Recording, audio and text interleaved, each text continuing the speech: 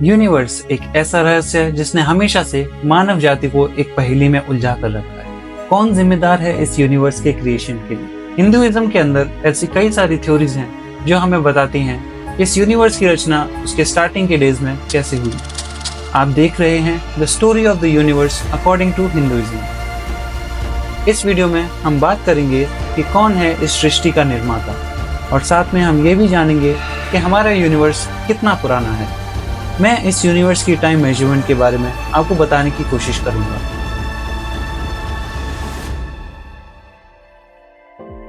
Hinduism के मुताबिक हमारा यूनिवर्स एक सिंगल एंटिटी नहीं है। हमारे जैसे कई यूनिवर्स हर टाइम बनते और बिगड़ते रहते हैं।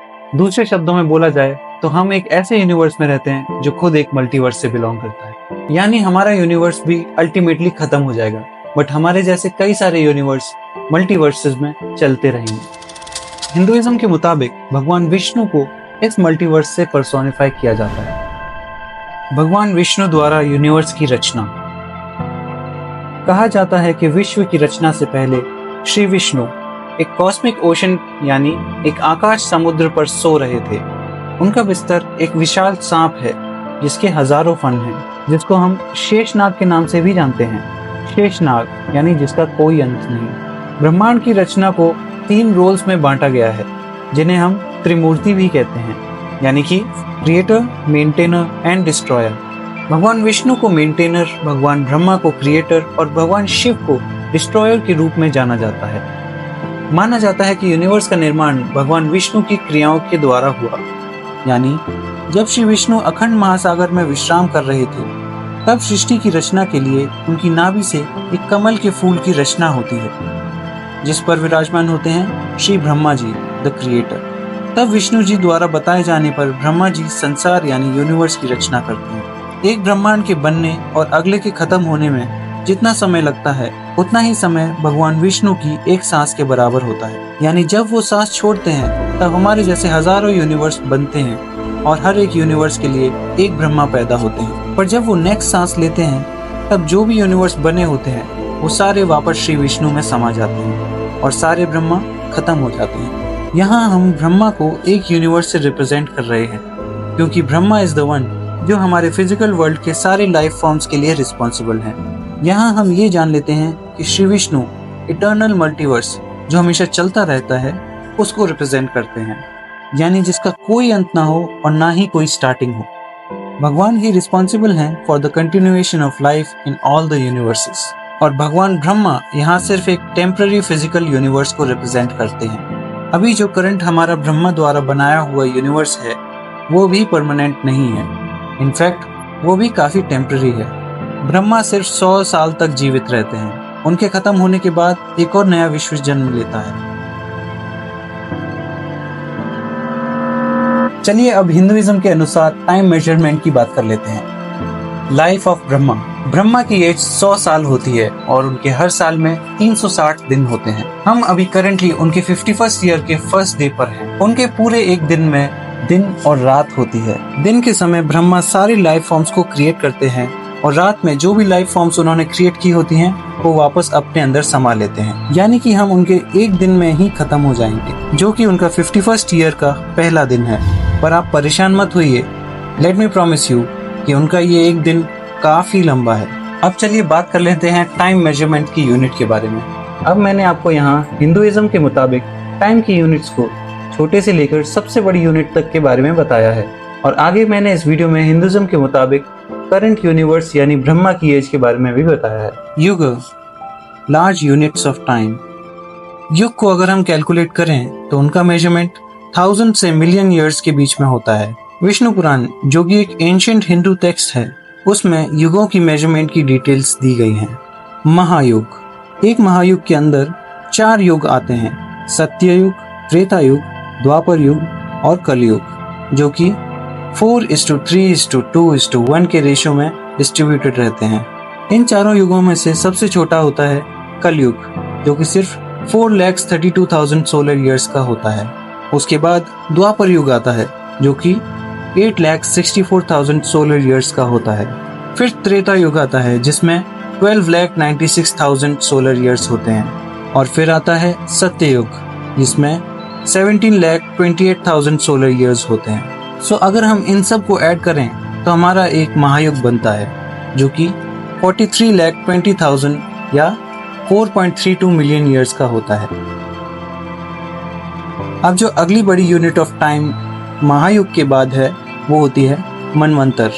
मनवंतर के स्टार्टिंग में नए लाइफ फॉर्म्स क्रिएट होते हैं और उसके खत्म होते होते ऑलमोस्ट सारे लाइफ फॉर्म्स डिस्ट्रॉय भी हो जाते हैं।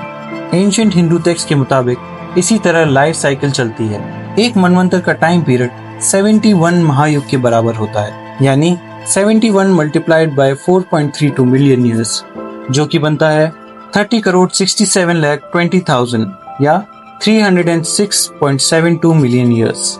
सो हमारे एंशिएंट टेक्स्ट के मुताबिक जितनी भी जनजातियां हैं पूरे अर्थ पर, वो इवेंचुअली 306.72 मिलियन साल के एवोल्यूशन के बाद डिस्ट्रॉय हो जाएंगी। और क्या आपको पता है जो लास्ट अर्थ का मास एक्सटिंक्शन पीरियड था वो अराउंड 252 मिलियन ईयर्स पहले हुआ था, जिसमें nearly 90 to 96% of all insects मारे गए थे। इस मास एक्सटिंक्शन के बाद एक पीरियड आता है, पीरियड ऑफ रिकवरी, जिसे हम संधि काल कहते हैं, जिसका टाइम पीरियड एक सत्ययुग के बराबर होता है, यानी कि 17,28,000 यानी 1.728 मिलियन ईयर्स। कल्प, डे ऑफ द ब्रह्मा और यूनिवर्स। जस्ट हमारे अर्थ की तरह यूनिवर्स का भी एक दिन होता है, जैसे हम कल्प कहते हैं। इस कल्प का समय 14 मनवंतर और उनके संधि काल के बराबर होता है। इसका मतलब एक कल्प में 14 मनवंतर और 15 संधि काल आते हैं। पहले मनवंतर से पहले जो संधि काल था उस समय किसी भी तरह के जीव जंतु या किसी भी तरह की लाइफ ने इवॉल्व नहीं किया होता है। सो अगर हम एक कल्प की कैलकुलेशन करें तो 1 कल्प इज इक्वल टू 14 मनवंतर यानी 306.72 मिलियन ईयर्स प्लस 15 संधि काल यानी 1.728 मिलियन ईयर्स। सो इसका कैलकुलेशन बनता है 4.32 बिलियन ईयर्स। सो जो यूनिवर्स का एक दिन का समय है उतनी ही लंबी एक रात भी होती है, यानी 4.32 मिलियन ईयर्स मल्टीप्लाइड बाय 2, जो कि 8.64 बिलियन ईयर्स बनता है, जिसे हम यूनिवर्सल स्केल पर ब्रह्मा का एक पूरा दिन कहते हैं।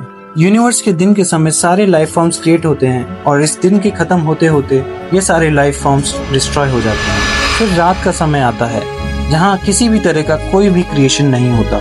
और आपको जान के बहुत हैरानी भी होगी कि मॉडर्न साइंटिफिक डिस्कवरीज के मुताबिक भी जो अर्थ की ओल्डेस्ट लाइफ फॉर्म है वो भी 4.28 मिलियन ईयर्स पुरानी है, महाकल्प। अब इसी तरह अगर हम कल्प को एक्सटेंड करते हैं तो 30 कल्प से एक महीना बनता है और ऐसे ही यूनिवर्सल स्केल पर 12 महीनों से एक पूरा साल बनता है। यूनिवर्सल स्केल पर ऐसे ही 100 साल को यूनिवर्स का लाइफ स्पैन माना गया है। इसे हम महाकल्प कहते हैं। अब इसमें जीवों का समय उनके कर्मों के मुताबिक बनता और बिगड़ता है और उस हिसाब से वो जन्म लेते हैं। और यही 100 साल ब्रह्मा की आयु भी है, यानी 100 साल के खत्म होने पर ब्रह्मा का अंत हो जाएगा। तो अगर हम पूरे यूनिवर्स का लाइफ स्पैन कैलकुलेट करें तो वो बराबर होता है 311.04 trillion years.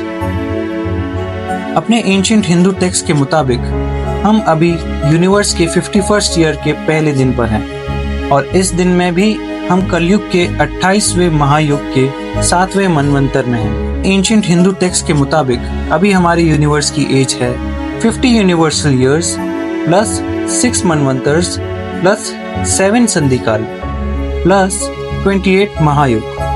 So according to ancient Hindu text इन सब को ऐड करने के बाद हमारी यूनिवर्स की एज अराउंड 157.49 ट्रिलियन ईयर्स बनती है। वैसे मॉडर्न साइंस के हिसाब से यूनिवर्स की एज 13.799 बिलियन ईयर्स है, पर एंशिएंट हिंदू टेक्स्ट में काफी लंबा समय दर्शाया गया है जो कि अराउंड 311 ट्रिलियन ईयर्स है। ये वीडियो सिर्फ एक अटेम्प्ट है आपको बताने के लिए कि हमारे सनातन धर्म में हमारे पूर्वज कितने बड़े स्केल पर टाइम की कैलकुलेशन कर रहे थे। हमें अभी भी ऐसी कोई सभ्यता नहीं मिली है जो टाइम को लेकर इतनी डिटेल में बात करती हो। आपको ये वीडियो कैसा लगा हमें कमेंट सेक्शन में जरूर बताइए। अगर आप भी ऐसे टॉपिक्स में इंटरेस्ट रखते हैं तो आप हमारे चैनल द स्टोरी ऑफ को सब्सक्राइब और इस वीडियो को लाइक कर दीजिए। तब तक के लिए मिलते हैं ऐसे ही किसी अन्य वीडियो में। जय श्री राम।